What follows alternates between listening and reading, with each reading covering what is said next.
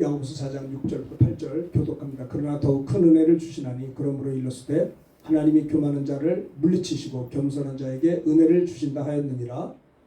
그런즉 너희는 하나님께 복종할지어다 마귀를 대적하라 그리하면 너희를 8절 다 같이 합니다. 하나님을 가까이 하라 그리하면 너희를 가까이 하시리라. 죄인들아 손을 깨끗이 하라. 두 마음을 품은 자들아 마음을 성결케 하라. 아멘.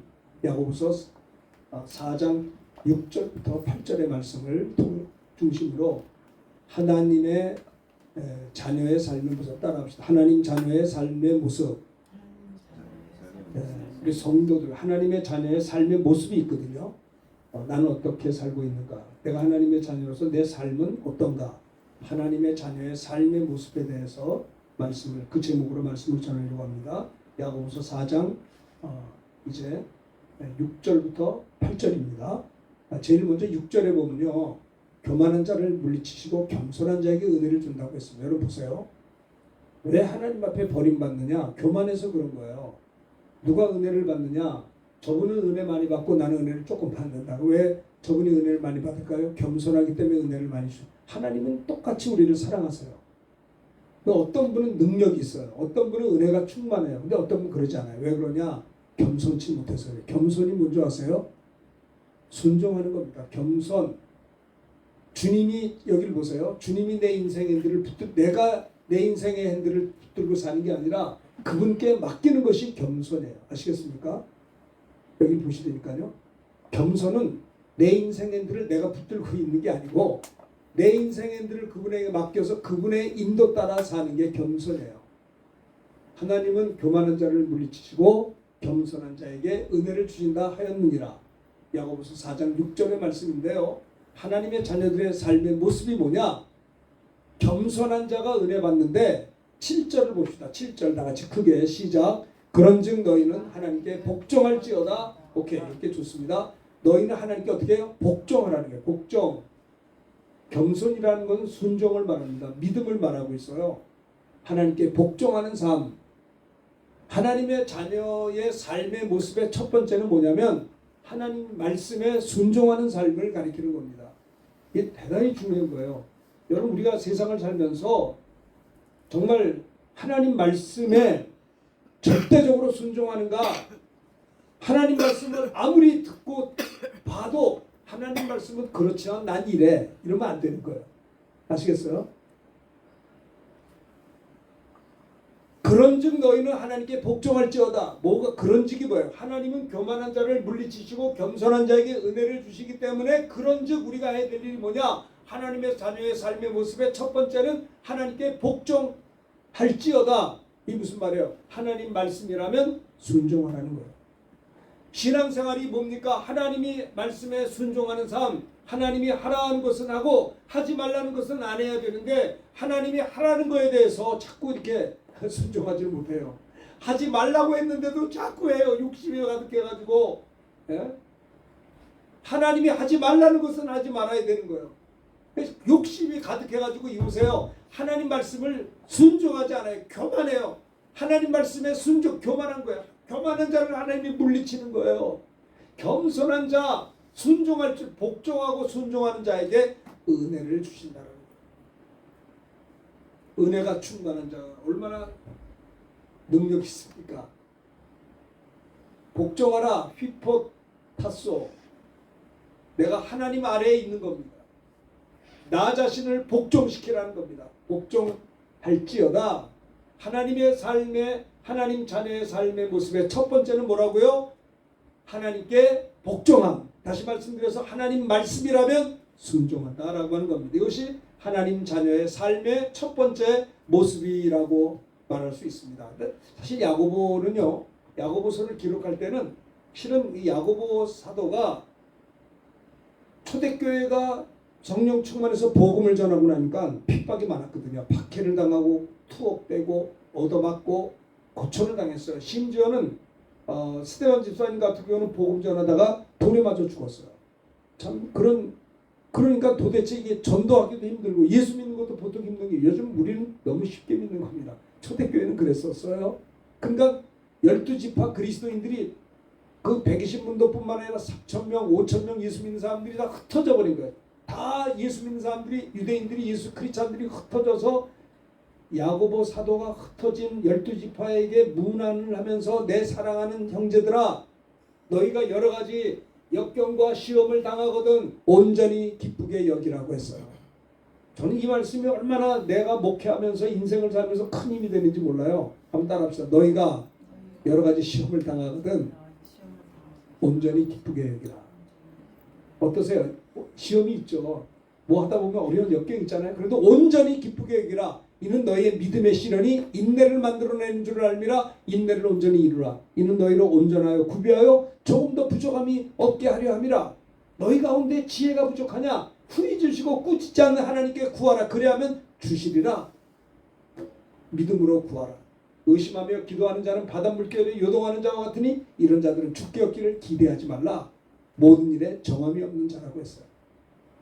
야고보 사도가 이 야고보서를 기록할 당시에는 그 성도들이 말할 수 없는 박해와 역경 가운데 흩어져서 자기 집에서 다 도망가서 흩어져 사는 그 형제들을 향해서 내 사랑하는 형제들아, 12지파 흩어진 성도들에게, 사랑하는 그들에게 문안 인사를 하면서 여러분들이요 여러 가지 시험을 당할 때 온전히 기쁘게 여기라는 거예요.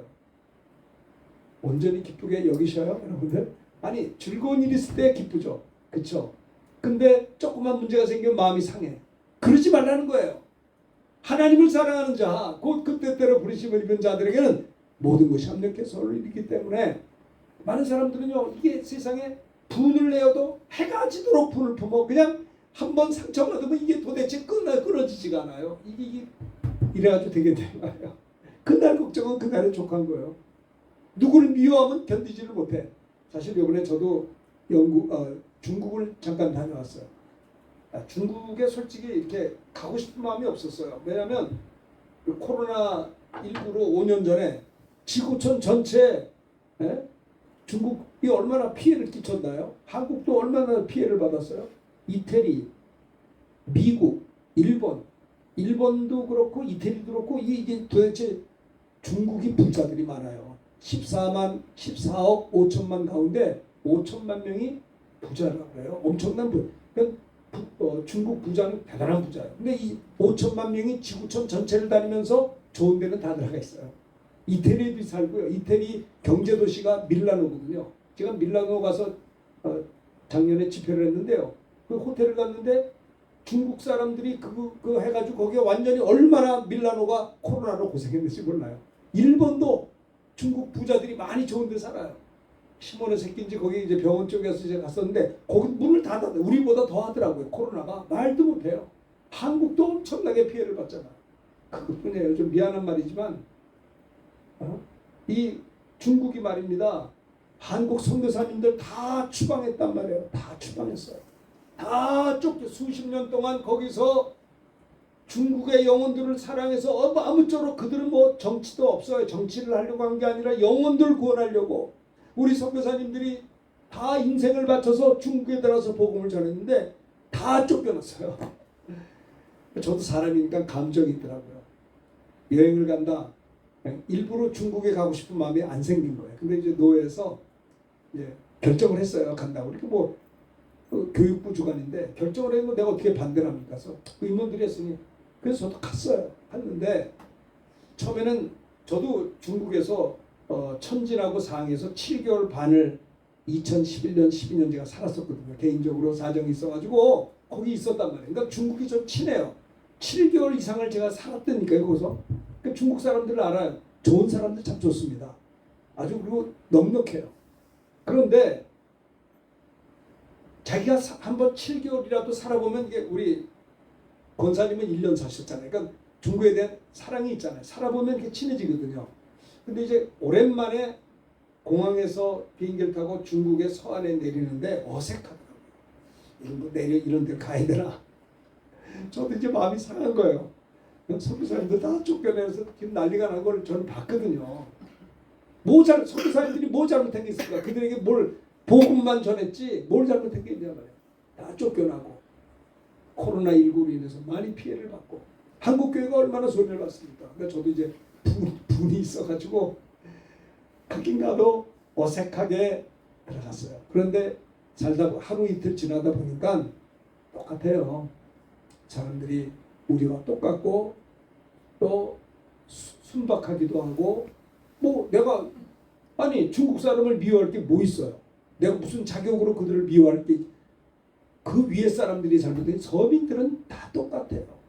그래서 제가 3박 4일 하고 이제 목요일 날 인천공항으로 돌아오면서 중국의 선교의 길이 좀 열렸으면 좋겠다. 이 중국도 가서 복음 전하겠구나. 그런 마음이 들어온 것이 제가 3박 4일의 여행의 큰 소득이랄까요? 중국을 위해서 기도해야 되겠더라고요. 미워만 하지 말고 사랑하고 이렇게 해야 되겠다는 마음이 들었어요. 자, 봅시다.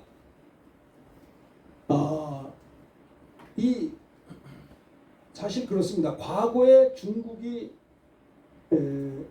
이런 일이 또 있었어요. 과거에 외국인들을 다 쫓아내고 교회를 다 없애버리고 이런데 그래서 그런데도 불구하고 중국이 이제 무신론 공산주의니까 그게 문제죠. 그러니까 예수 믿는 거를 이제 뭐 우습게 보는 거죠. 그러니까 과거에 문화혁명이라면서 또 누구였죠? 모택동이었나? 그때 외국인들 다 추방했어요. 그러니까 교회도 다 없애버리고 그러면 중국이 이제 기독교가 무너져야 되는데 무너지지 않았어요.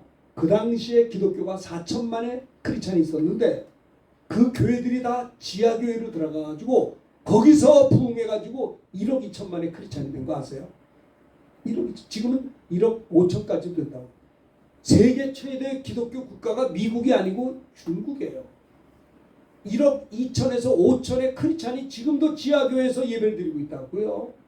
그 하나님께서 중국을 버리겠어요? 안 버린다고요. 정치하는 사람들은 무신론이기 때문에 하나님과 원수가 될 수밖에 없으나 아니 예수 믿는 사람들이 무슨 뭐 정치 반란을 일으키나요? 예수 믿고 구원받으라는 것밖에 없어요. 하나님은 당신을 사랑하십니다. 당신을 위해서 예수님 보내주셨고 예수님을 영접하기만 하면 지옥 안 가고 영생 얻고 천국 갑니다.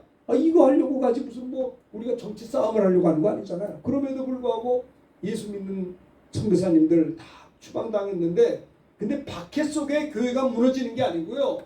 이렇게 부흥했듯이 이번에도 선교사님들이 다 추방을 당했어도 다시 한번 바라는 것은 중국의 지하교회가 은혜가 충만하고 과거처럼 성령 충만해서 잘 되기를 바라는 거예요. 그 야고보서를 쓸 당시에도 박해가 많았어요. 네? 중국보다 더했어요. 그때는 막 사람들을 투옥시키고 스데반 집사를 비롯해서 나중에 야고보 사도도 순교당했어요. 이러한 역경 가운데에서 야고보가 하는 말이 여러분들이요 여러 가지 시험을 당할 때 온전히 기쁘게 여기십시오. 왜? 하나님이 계시니까. 여러 가지 역경과 어둠 속에 우울해지지 말라는 겁니다. 이게 중요해요. 많은 사람들이 병들면 우울해져요. 왜 우울해지냐? 이 안 나면 어떡하지? 이렇게 다 죽으면 어떡하지? 이것 때문에 보통 병들면 일단 기쁨이 없어요. 마음이 편치가 않아. 기도해도 안 나니까 기도 응답에 확신도 없고 하나님이 내 기도 왜 안 들어주는가 마음이 섭섭해요. 그렇지 않습니다. 이런 역경을 당할 때 여러 가지 시험을 당할 때 야고보 사도가 하는 말이 온전히 기쁘게 여기라. 이는 너희의 믿음의 시련이 인내를 만들어내는 줄 알미라. 인내를 온전히 이루라. 이는 너희로 온전하여 구비하여 조금도 부족함이 없는 신앙 인격을 가지게 한다는 거예요. 인내가 필요하다는 거예요. 요셉도 인내하다가 총리가 되었어요. 그렇죠. 사도 바울도 환난과 결박이 항상 있었으나 주 예수께 받은 사명 하나님의 은혜의 복음을 증거하는 일을 마치려 하면은 자기 생명을 조금도 귀하지 않은 것으로 여기면서 그는요 로마에 가서 로마를 복음화했다고요.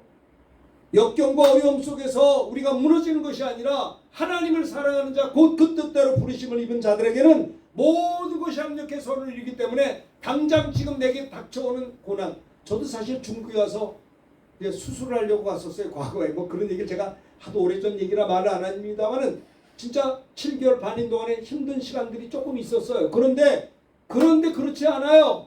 합력해 선을 이룬다니까요. 어떤 사람은 지나온 날을 돌아보면서 슬퍼하고 섭섭해하는 사람이 있는가 하면 그 지나온 역경을 보고 감사할 줄 아는 자가 있는 거예요. 저는 그렇지 않아요.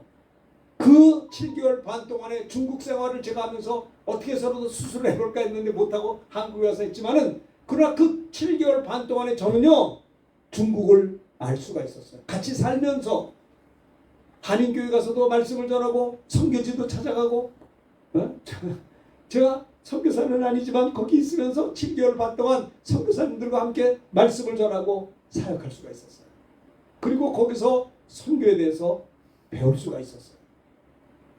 그런 역경과 어려움 속에서 하나님의 은혜를 받았어요. 하나님이 말씀으로 위로해 주었어요. 우리 그리스도인들에게는요, 당장은 어려운 것 같아도 그런 것들을 통해서 합력해 선을 이루신다는 거예요.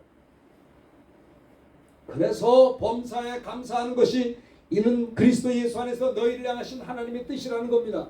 범사에 감사하라.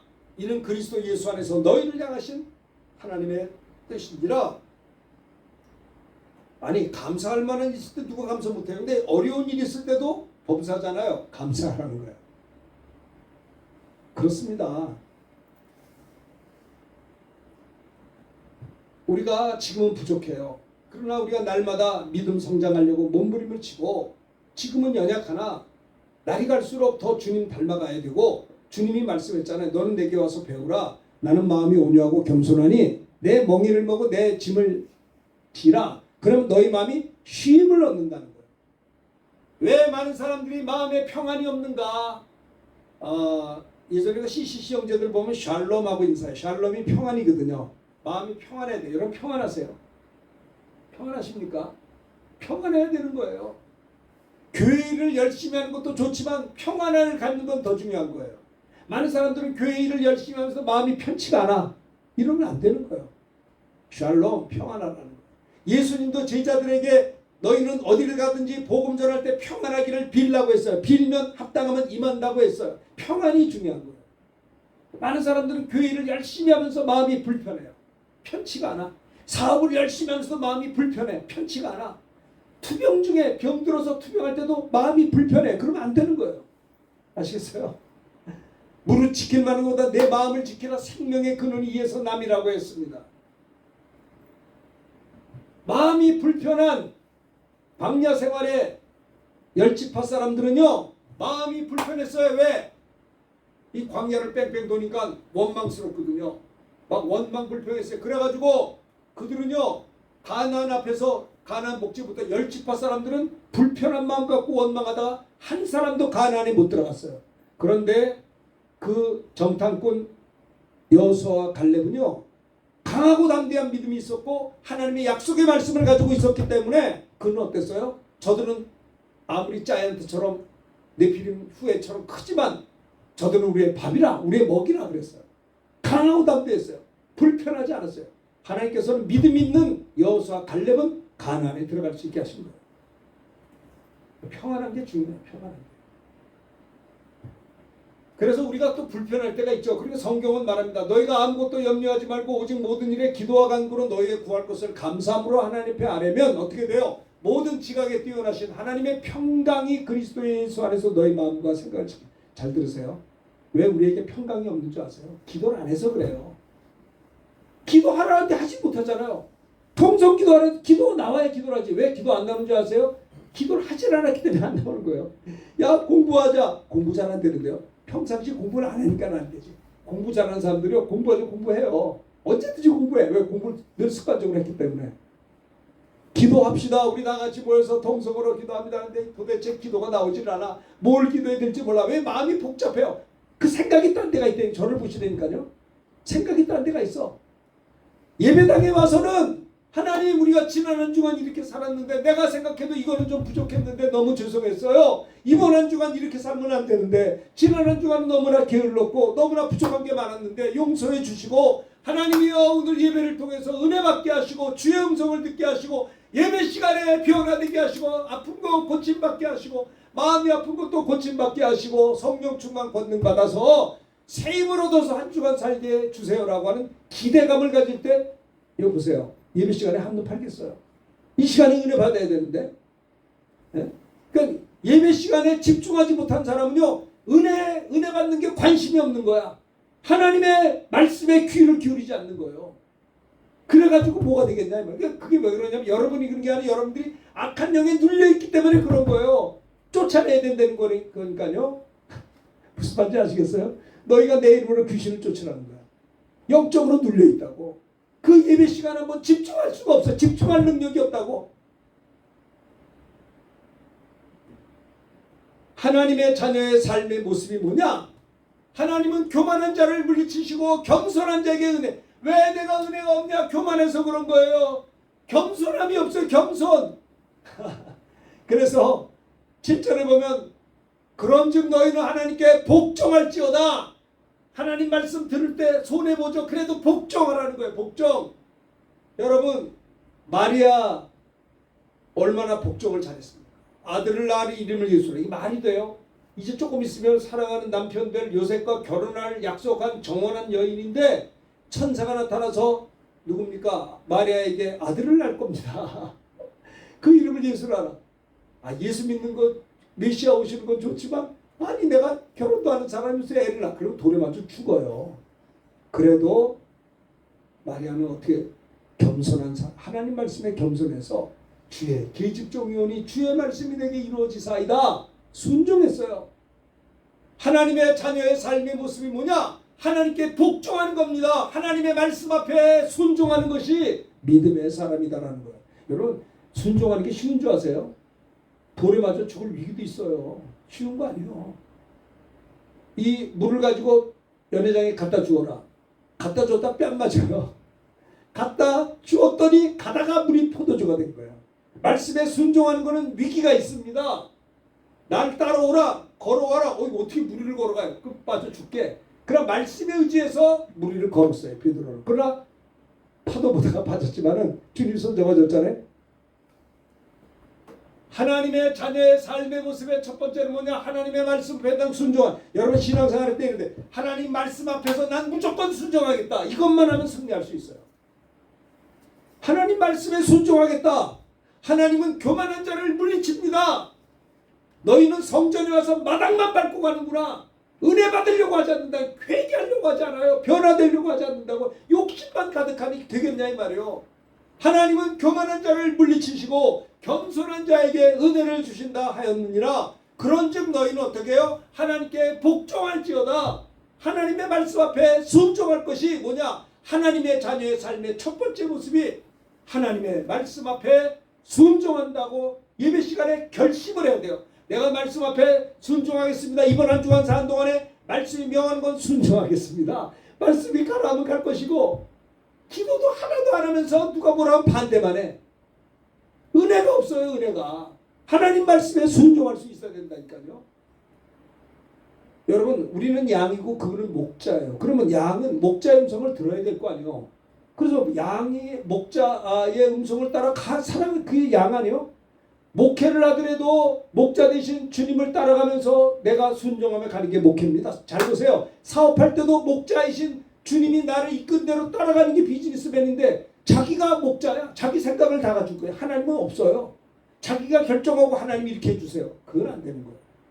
하나님의 자녀의 삶의 모습이 뭐냐? 첫째는 하나님께 복종하라. 하나님의 말씀에 순종하려고 결심해야 된다라고 하는 겁니다. 이것이 너무나 중요해요. 자, 예수님은 요한복음 4장 34절 읽읍시다. 시작. 예수께서 이르시되 나의 양식은 나를 보내신 이의 뜻을 행하며 그의 일을 온전히 이루는. 잘 보세요. 주님의 양식이 뭐예요? 주님을 보내신 아버지 성부 하나님의 뜻을 행하며 성부 하나님의 일을 온전히 이루는 것이 나의 양식이다라는 거예요. 예수님이 이 땅에 육신을 입고 왜 오셨냐? 아버지의 뜻을 행하기 위하여 아버지의 일을 온전히 이루기 위하여 했다. 예수님은 예수님의 일하는 아버지의 뜻을 이루었다는 거예요. 우리가 하나님의 자녀로서 하나님의 자녀의 삶의 모습은요, 하나님 말씀에 순종하는 것이다라는 겁니다. 시편 40편 8절에도 보면 다윗이, 자 다윗 고백입니다. 읽읍시다. 시편 40편 8절 시작. 나의 하나님이여 내가 주의 뜻 행하기를 즐기오니 주의 법이 나의 심중에 있나이다 하였나이다. 자 보세요. 여러분에게 이런 고백이 있어요. 잘 보세요. 나의 하나님이여 내가, 여기 보세요, 주의 뜻을 행하기를 즐깁니다. 나의 하나님이여 나는 하나님의 뜻 행하기를 즐기오니 하나님의 법 말씀이 내 심중에 있나이다 하였나이다. 다윗은요 그냥 왕이 된 게 아니에요. 하나님 마음에 합한 자가 그냥 된 게 아니라 다윗의 고백은 나의 하나님이여 내가 주의 뜻 행하기를 즐깁니다. 그리고 주의 법이 내 심중에 항상 있습니다. 그래서 하나님이 다윗을 통해 역사하신 것이다라는 겁니다. 예수님도 마찬가지고요. 예수님은 얼마나 복종했느냐? 자, 빌립보서 2장 8절 읽읍시다. 시작. 사람의 모양으로 나타나사 자기를 낮추시고 죽기까지 복종하셨으니 곧 십자가에 죽으십니다. 십자가에 죽으시기까지 아버지의 뜻에 복종하셔서 그는 우리를 구원하실 거예요. 그렇기 때문에 우리 예수 믿는 사람들은 어떻게 살아야 되느냐? 빌립보 2장 12절 크게 읽읍시다. 시작. 그러므로 나의 사랑하는 자들아 너희가 나 있을 때뿐 아니라 너 지금 나 없을 때에도 따라합시다. 항상 복종하여 두렵고 떨림으로 너희 구원을 이루라. 보세요. 나의 사랑하는 자들아 너희가 나 있을 때뿐만 아니라 지금 더욱 지금 나 없을 때에도 항상 하나님 앞에 복종하고 두렵고 떨림으로 너희 구원을 이룰 것을 바울은 빌립보 성도들에게 권면한 것입니다. 모든 생각을 사로잡아 그리스도에게 복종케 한 것이 고린도후서 10장 5절에 말씀했어요. 하나님 아는 것을 대적하여 높아진 것을 다 무너뜨리고 모든 생각을 사로잡아 그리스도에게 복종하게 한다는 거예요. 히브리서 12장 9절 읽읍시다. 시작. 또 우리 육신의 아버지가 우리를 징계하여도 공경 안 읽으세요? 크게 주인도 크게 읽어. 시작. 또 우리 육신의 아버지가 우리를 다시 입을 안 벌리는 것도 뭐요? 헬로 크게 해요. 시작. 또 우리 육신의 아버지가 우리를 징계하여도 공경하였거든 하물며 모든 영의 아버지께 더욱 복종하며 살려 하지 않겠느냐. 육신의 아버지가 우리를 징계하도 공경하잖아요. 하물며 모든 영의 아버지께 더욱 복종하며 살려 하지 않겠느냐라는 거예요. 세상에 육신의 아버지가 우리를 징계하고 잘 공경하는데 하나님의 징계 더 그래야 된다. 더 복종하고 순종해야 될 것을 고백하고 있는 것이다라는 겁니다. 자, 누가 형벌을 받느냐? 데살로니가서 1장 8절 읽읍시다. 시작. 하나님을 모르는 자들과 우리 주 예수 그리스도의 복음에 복종하지 않는 자들에게 형벌을 내리신다라고 했어요. 데살로니가서 1장 8절입니다. 하나님을 모르는 자, 우리 주 예수 그리스도의 복음에 복종하지 않는 자들에게 형벌을 내리시는 주님이시다라고 데살로니가서 후서 1장 8절에 말씀했어요. 아브라함은요 하나님의 부르심을 받았을 때 순종했어요. 장래 유업을 받을 땅에 나갈 때 갈 바를 알지 못하고 순종했던 것을 히브리서 11장 8절에 말씀했고요. 하나님께도 즉각 복종했죠. 번제로 드리나. 3절 아브라함이 아침에 일찍 일어나서 나귀 한 장주 데리고 간 거예요. 번제 쓸 나무를 쪼개가지고 떠났어요. 즉각적으로 복종했던 아브라함을 볼 수가 있어요. 하나님의 자녀들의 삶의 모습의 첫 번째 뭐 따라합시다. 하나님 말씀에 순종하는 겁니다. 말씀에 순종. 예배 시간에 이것만 내가 말씀에 순종하겠다 결심만 해도 하나님 이제 이번 주간에 역사할 거예요. 아시겠습니까? 물이 포도주로 또 갖다 주어라. 갖다 주었더니 물이 포도주 순종할 때 역사했잖아요. 하나님께서. 네? 제 동기 목사님은 서울대학 출신이고 총신 81년도에 MDB 같이 공부했던 우리 동기 목사님이 지금 은퇴하셨어요. 나이가 좀 있기 때문에. 그는 과거에 서울공대에 나와서 영국의 대기업의 지사에서 근무했어요. 영국에 그 옛날에 영어를 또 잘하고 하니까 대기업에 근무했다가 잠시 한국에 왔는데 집회에 참석하다가 거기서 하나님이 그를 주의 종으로 부르셨어요. 그래서 그대로 순종해서 그 영국의 지사면 괜찮거든요. 대기업에 가서 연봉도 많고 얼마나 참 화려하게 할 수 있었는데 목사님 아드님이세요. 그런데 그분은 예배 때 주께서 그를 주의 종으로 부르실 때 즉각 순종해서 우리 신학교에 와서 공부했어요.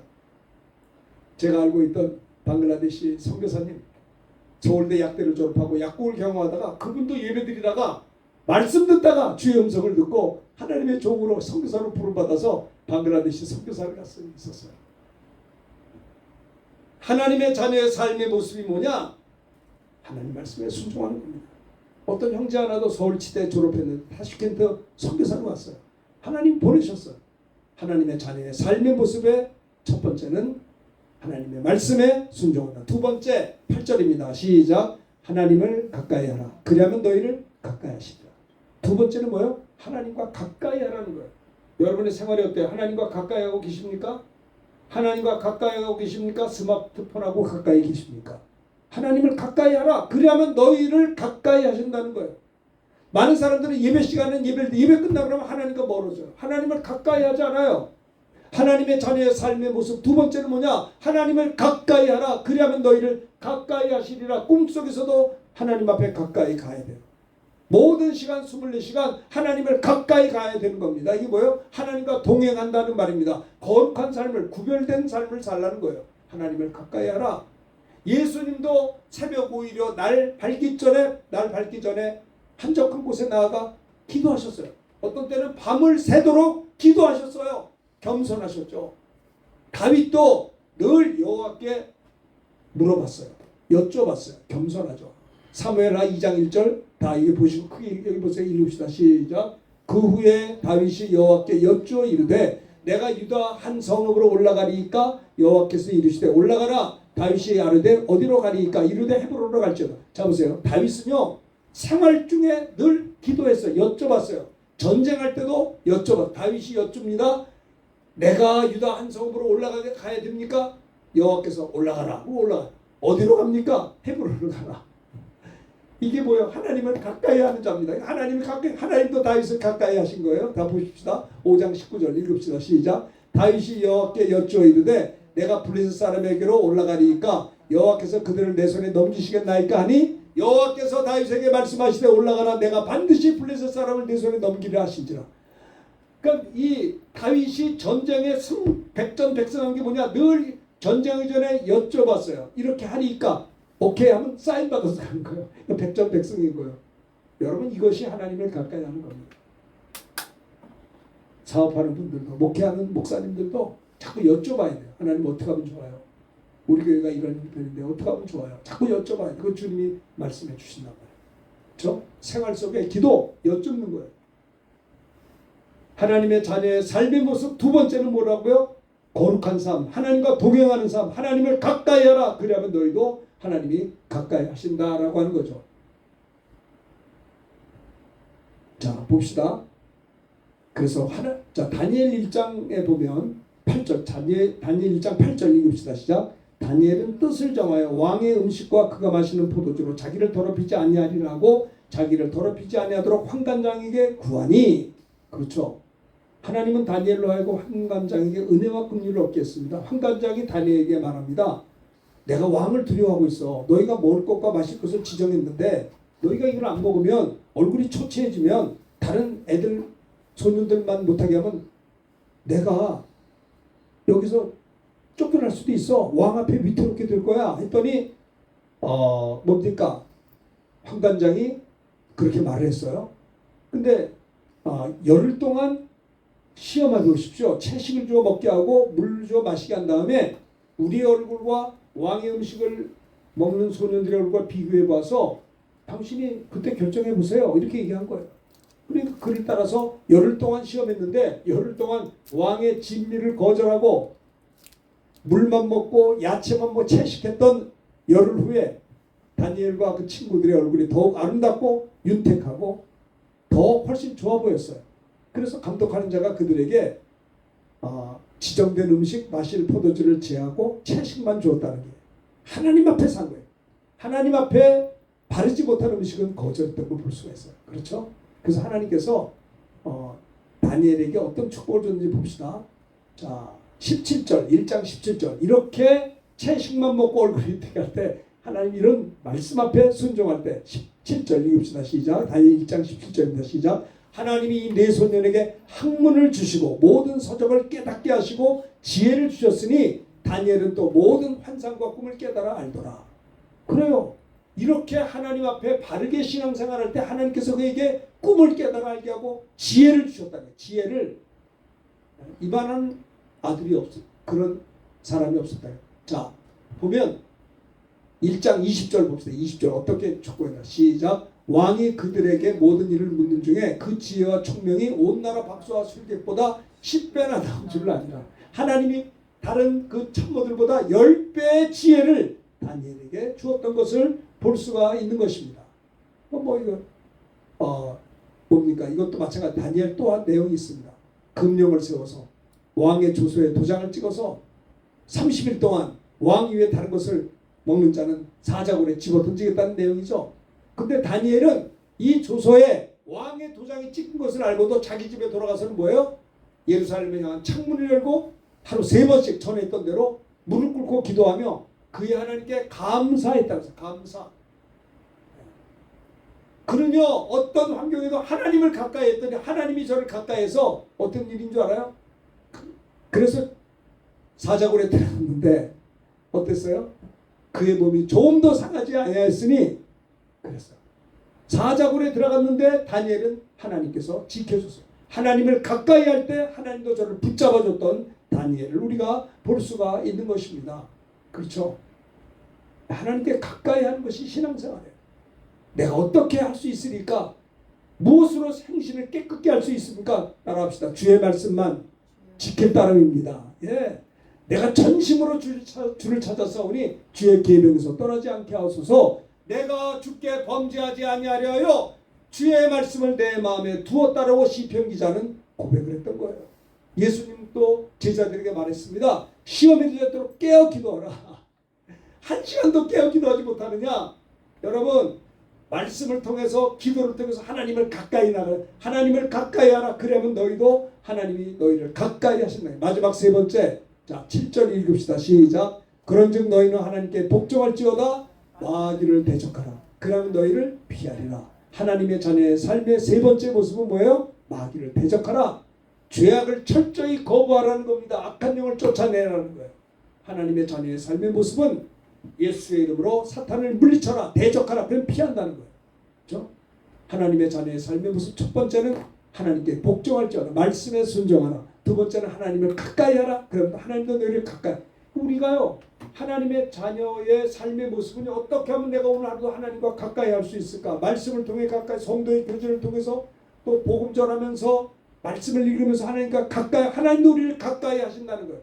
왜 하나님이 우리하고 멀게 보여지느냐? 가까이 하질 않아요. 그러니까 하나님 오시지 않는단 말이에요. 하나님을 가까이 하라. 그러면 너희를 가까이. 또 3번째는 뭐예요? 마귀를 대적하라. 대적하질 않아. 쫓아내질 않아. 내가 시험 들었으면 내 속에 있는 마귀를 쫓아야 돼요. 악한 영아 떠나가라. 대적하라. 그러면 너희를 피한다. 피하라. 피한다. 죄악을 철저히 거부해야 된다는 것을 성경은 이야기하고 있는 것입니다. 여러분 부모님들이 자식들에게도 야 좋은 친구 사귀지 악한 친구 사귀지 말라. 그 어울리지 말라. 그 얘기하죠. 당연하죠. 마찬가지 하나님의 자녀들도요. 악한 것들을 쫓아야 돼요. 가까이 하면 안 되는 거예요. 제자들도 죄악된 일 유다가 배신한 다음에 정리정돈했어요. 그리고 제자를 다시 제입을 붙였잖아요. 아나니아 삽비라가 그 마음에 사단이 가득했어요. 하나님이 그를 용납하지 않았어요. 주님을 따라가면서도요 아나니아 삽비라는 사단이 가득했다니까. 교회를 나오면서도 사단이 가득하면 안 되는 거예요. 내 안에 주님이 가득해야 되는데 욕심이 가득해. 아나니아 삽비라고 뭐가 다르냐 말이야. 네? 아나니아 삽비라는 사단이 가득하여서 결국 갈 길로 간 거예요. 초대교회 성도들도 회개했어요. 어찌할꼬 회개했습니다. 마음에 찔려서 어찌할꼬. 자, 마귀를 대적하라. 그럼 너희를 피하리라. 믿는 자에게 이런 표적이 있다. 곧 그들이 내 이름으로 귀신을 쫓아내. 마가복음 16장 17절에 나와 있죠. 성령으로 귀신을 쫓는 것이면 하나님의 나라가 너에게 임했다라고 하는 거예요. 성령을 힘입어 귀신을 쫓으라는 거예요. 마귀를 대적하라는 거예요. 그럼 너희를 피하리라. 그렇습니다. 자 봅시다. 우리 일제 식민지 시절에 한국교회 선교사님들이 목사님들이 일제에 맞서서 성도들의 편이 되어줬어요. 신사참배 거부했어요. 대적 철저하게 말씀대로 그러다가 순교했어요. 주기철 목사님은 순교를 당했습니다. 히브리서에 보면 죄와 싸우되 아직 피 흘리까지 대항하지 아니하고 악은 어떤 모양이라도 버릴 것을 얘기했어요. 요셉은 당신을 하나님이 당신 주인이 금했는데 왜 그의 아내이기 때문에 내가 어찌 큰 악을 행하여 하나님께 범죄할 수 있습니까? 그는요 죄악을 물리쳤어요. 대적했더니 떠나갔잖아요. 예수님의 제자들도 예수님 앞에 왜 우리는 귀신이 안 나갑니까? 기도 외에는 이런 유가 나갈 수가 없다라고. 기도 안 하니까 능력이 없는 거예요. 기도로서 귀신을 쫓아내고 마귀를 대적하라는 거예요. 아시겠죠? 많은 사람들이 악한 영에 눌려서 어떤 사람은요 운동하다가 단축 마라톤 하다가 꼬리겠다가 사탄에게 붙잡혀서 막 난리를 치는 거야. 막 그냥 난동을 해. 난동. 예수의 이름으로 기도해서 지 앞에서 그를 병원까지 데려가서 고쳐줘야 되는 거예요. 기도도 해주고 병원도 데려가고. 그 사람이 온전하게 살아났어요. 자, 오늘 이 시간에 하나님의 자녀의 삶의 모습이라는 제목으로 말씀을 쭉 전했습니다. 첫째는 뭐라고요? 하나님 말씀에 순종하라. 두 번째는 뭐라고요? 하나님을 가까이 하라. 세 번째는 뭐라고요? 마귀를 대적하라. 죄악을 철저히 거부하라. 이것이 하나님의 자녀의 삶의 모습이다라고 말씀을 전합니다. 이번 한 주간 이러한 삶이 다 되시기를 주님의 이름으로 축원합니다. 이 말씀 들은 걸 생각하면서 우리 찬송 한 장 445장 태산을 넘어 홈구의 찬송